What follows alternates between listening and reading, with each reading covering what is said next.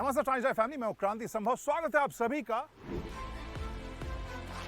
Times drive show के latest episode में। नई नई गाड़ियां और सवारियां आपके लिए लेकर आए हैं। क्या है खास, सबसे पहले वही बताते हैं। टाइम्स ड्राइव शो में आज हम चलाने वाले हैं महिंद्रा की XUV 300 का टर्बो चार्ज एडिशन। कितनी एक्साइटिंग है ये गाड़ी। Hyundai ने अपनी सेडान वर्ना को कर दिया है नए अवतार में लॉन्च, और इलेक्ट्रिक व्हीकल्स से जुड़े सभी सवालों के जवाब हमारे लेटेस्ट सीरीज ईवी की ABC में।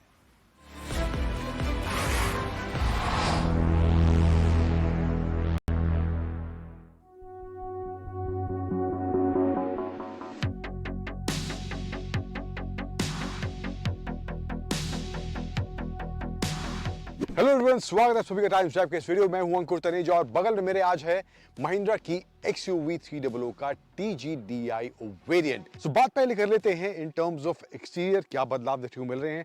फ्रंट में ग्रिल सेम है, कोई चेंज नहीं है। एक एलिमेंट जो ऐड हुआ है यहाँ पे, ये रेड बिट्स देखने को मिल रहे हैं इसके ग्रिल में। पियानो ब्लैक में इसका ग्रिल दिया गया है। नीचे भी ये रेड एलिमेंट इसके बम्पर में देखने को मिल रहा है। And overall headlamps, projected headlamps देखने को मिल रहे हैं। DRL वो सब पहले जैसा है, कोई बदलाव इन टर्म्स ऑफ डिजाइन वहां पर नहीं हुआ है। साइड में आए तो TGDI की ब्रांडिंग यहां पर देखने को मिल रही है। एंड ओवरऑल गाड़ी का ये जो कलर है ये भी नया इंट्रोड्यूस करा गया है इस TGDI वेरिएंट के अंदर। ब्लैक आउट मिरर्स देखने को मिलते हैं जो कि नॉर्मल XUV 300 में नहीं दिए जाते हैं, इसमें ब्लैक आउट दिए गए हैं। ड्यूअल टोन का भी ऑप्शन है और मोनोटोन का भी कलर में इसमें ऑप्शन महिंद्रा प्रोवाइड कर रही है। बदलाव और कुछ नहीं है, डायमेंशंस वगैरह सब पहले जैसे हैं, कोई बदलाव वहां पर देखने को नहीं मिलता है। एंड रियर में भी एक छोटा सा बदलाव है, ये W8 जो वेरिएंट लिखा गया है ये रेड में यहाँ पे देखने को मिलता है। And overall reverse parking sensors, camera यहाँ पे देखने को इसमें मिल रहे हैं, 2 सेंसर्स दिए गए हैं। अंदर थोड़ा बहुत बदलाव है, let's go and check that out.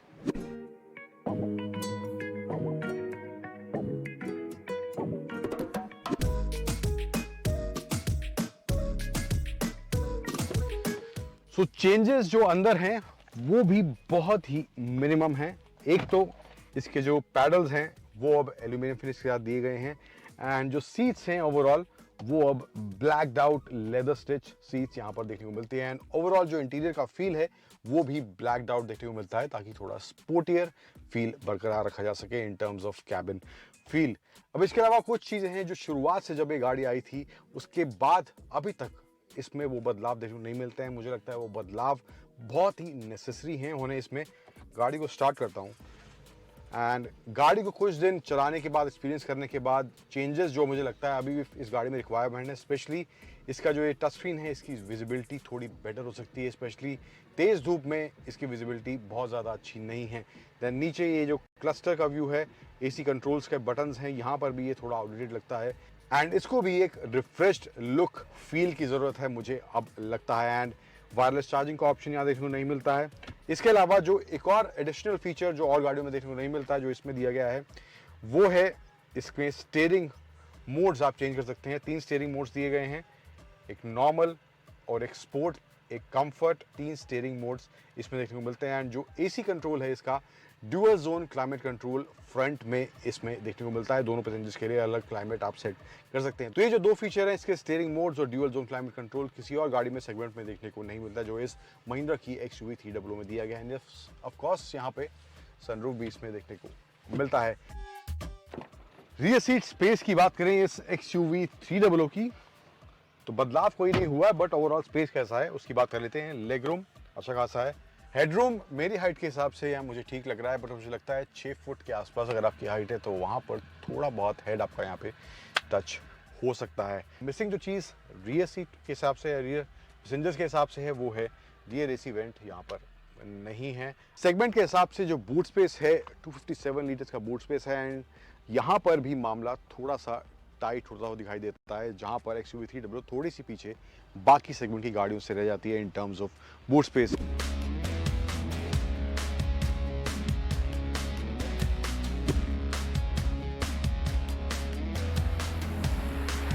अब बात करते हैं महिंद्रा की इस XUV 300 TGDI का परफॉर्मेंस कैसा है। पावर फिगर्स की बात करें तो पावर है इसका 129 bhp और टॉर्क है 230 न्यूटन मीटर्स का। लेकिन जो TGDI वेरिएंट है इसमें जो है अराउंड सेकंड गियर के बाद 20% एक्स्ट्रा टॉर्क भी जनरेट हो सकता है, यानी 250 तक इसका टॉर्क जा सकता है। In case there is requirement, वहां पर ये एक्स्ट्रा टॉर्क भी डिलीवर कर सकता है। तो 129 bhp और 250 तक इसका टॉर्क जा सकता है इस TGDI वेरिएंट का। बट ओवरऑल परफॉर्मेंस के हिसाब से बात करें तो इसका जो 1.2 लीटर टर्बो TGDI इंजन है, ये परफॉर्मेंस के मामले में सेगमेंट की बाकी सभी गाड़ियों को टक्कर देता है।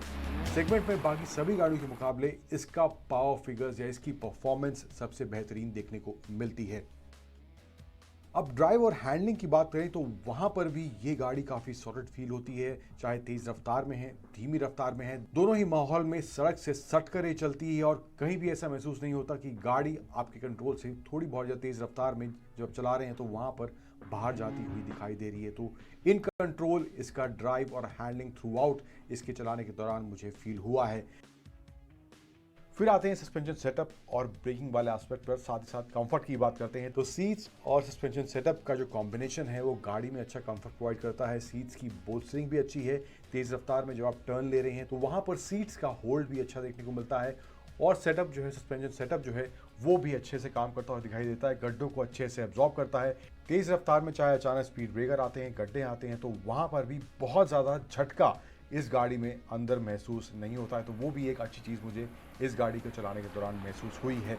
ब्रेकिंग भी सॉलिड है, 4 डिस्क ब्रेक हैं, तेज़ रफ्तार धीमी रफ्तार दोनों ही माहौल में अच्छे से सटीक तरीके से ब्रेक्स काम करती हुई दिखाई देती हैं।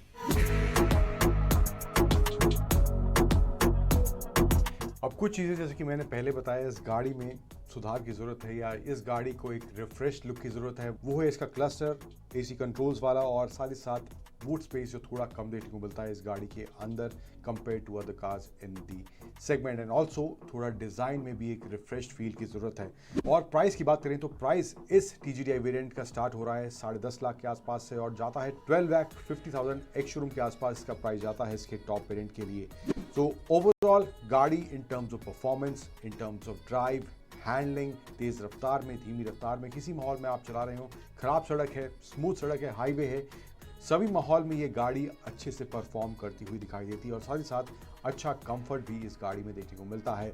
ओवरऑल मुझे लगता है गाड़ी अगर आप इन टर्म्स ऑफ परफॉर्मेंस लेना चाहते हैं और ड्राइव और हैंडलिंग आपको बेहतरीन चाहिए सेगमेंट में, तो वहाँ पर उन एरियाज़ को ध्यान में रखते हुए अगर आप गाड़ी ले रहे हैं तो उस हिसाब से मुझे लगता है महिंद्रा की ये XUV 300 TGDI एक अच्छा परफॉर्मेंस ओरिएंटेड प्रोडक्ट आपके लिए बन सकता है।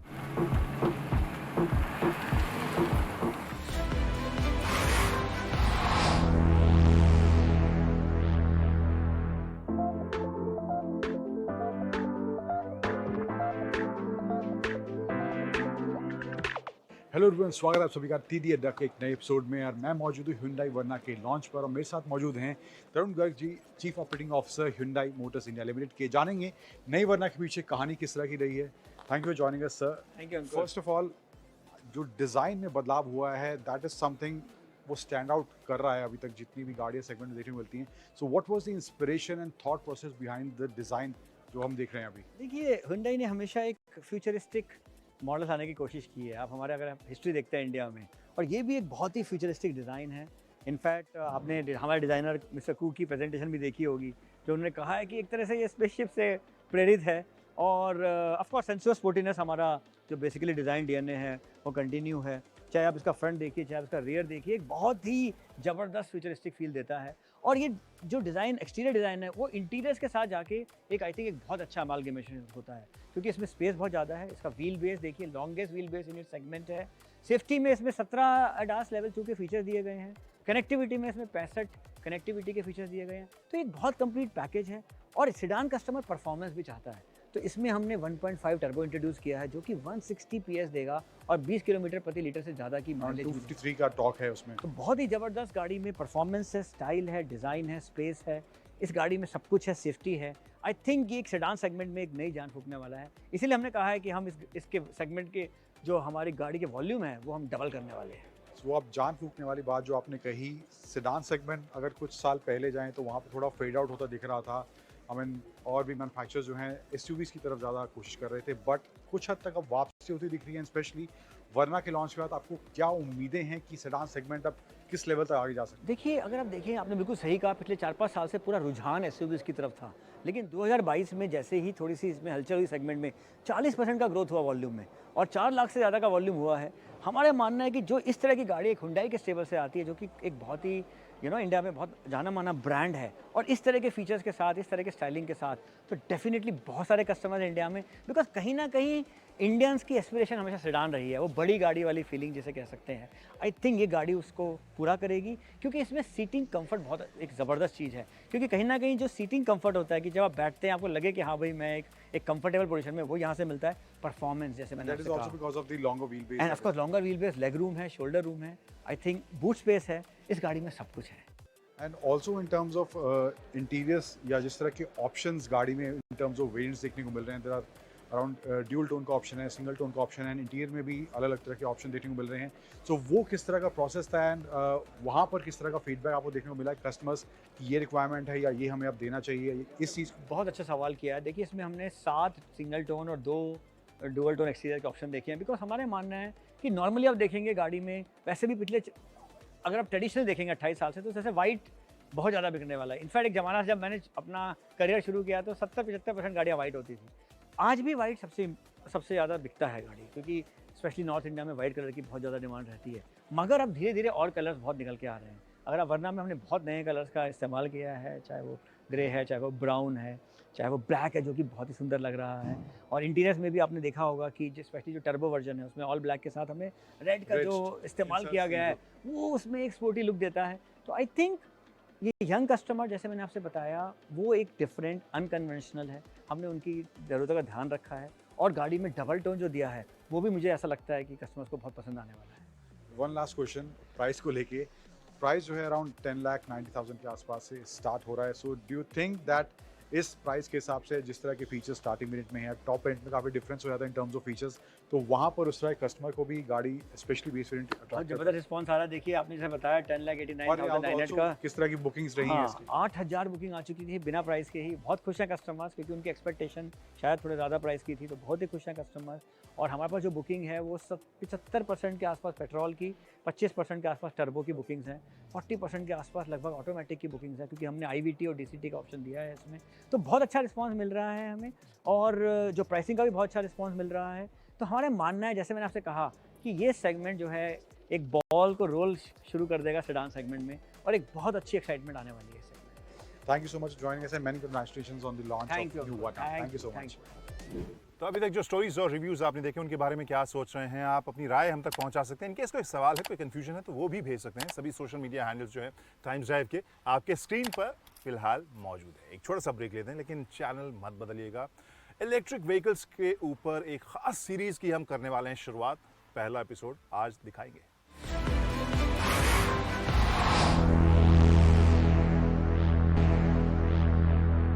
नमस्ते टाइम्स ड्राइव फैमिली, मैं हूं क्रांति संभव। स्वागत है आप सभी का टाइम्स ड्राइव पॉडकास्ट में, जो एक स्पेशल एपिसोड आज होने वाला है, क्योंकि इसमें कुछ एक जो सवाल पुराने पड़ गए थे उनको बदल के उनकी जगह कुछ नए सवाल हम जवाब उनका ढूंढने की कोशिश करेंगे। और इसके अलावा ये भी कि केवल मैं ही जवाब नहीं दूंगा, हमारे साथ एक खास मेहमान भी है, अमित भट्ट, जो हैं managing director international council on clean transportation. अब अमित पहले भी आ चुके हैं, तो आपका फिर से स्वागत है हमारे इस वीडियो में। और जो हमारे दोस्त नहीं जानते हैं आपके फर्म के बारे में, सबसे पहले तो जो ऑटोमोबाइल के फैंस हैं उनको बताइए, ये जो फर्म है वो किस वजह से सबसे ज़्यादा चर्चित है इंटरनेशनली?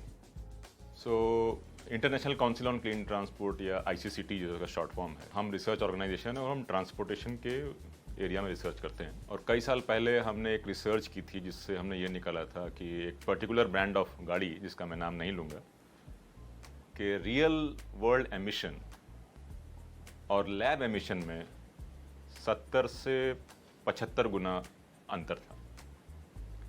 तो इसको लेके काफ़ी बड़ा स्कैंडल आया, डीजल गेट स्कैंडल के नाम से US में, और फिर उस ऑटोमेकर को करीब $25 बिलियन फाइन दे के सेटलमेंट करना पड़ा था।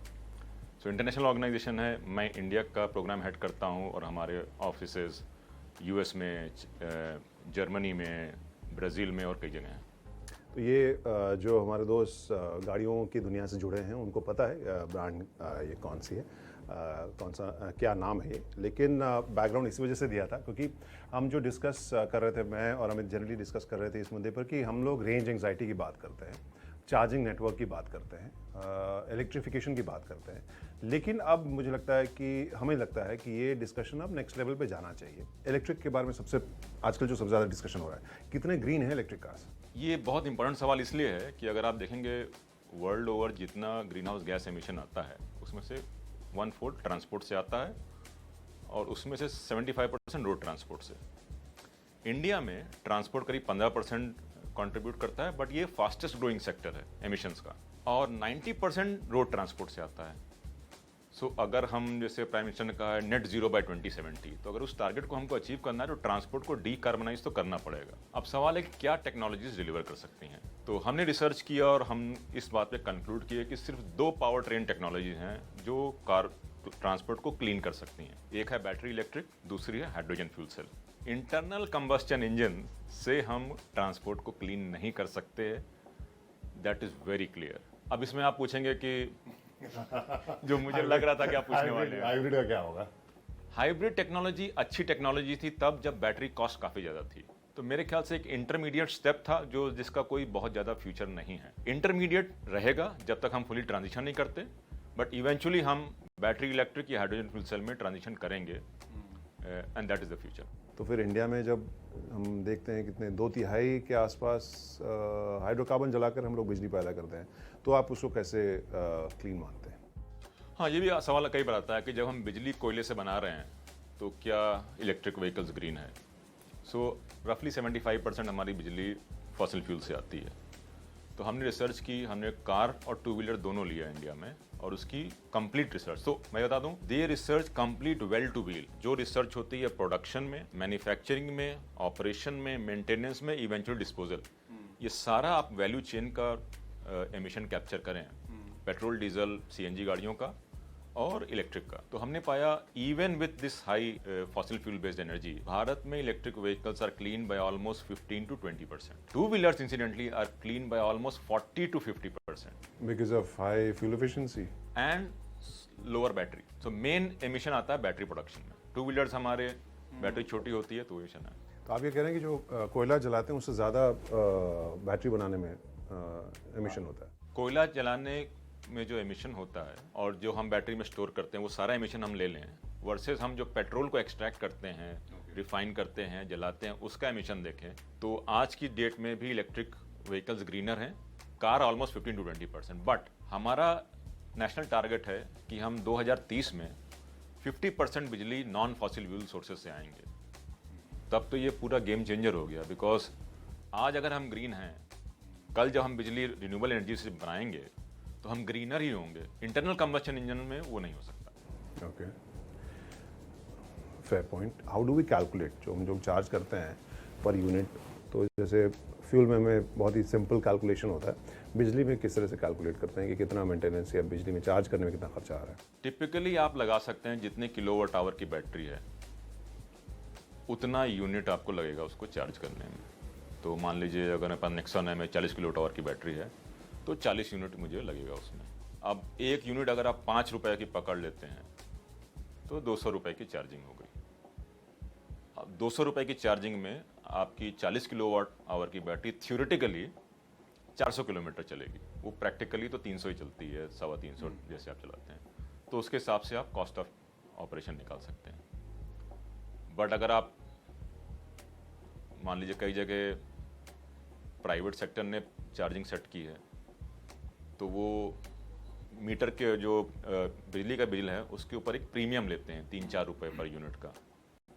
तो जैसे मेरे यहाँ है तो जो RWA की जो रेट है उसके ऊपर 4 रुपये वो एक्स्ट्रा लेते हैं, जिसमें वो इंस्टॉल करते हैं, मैनेज करते हैं चार्जर।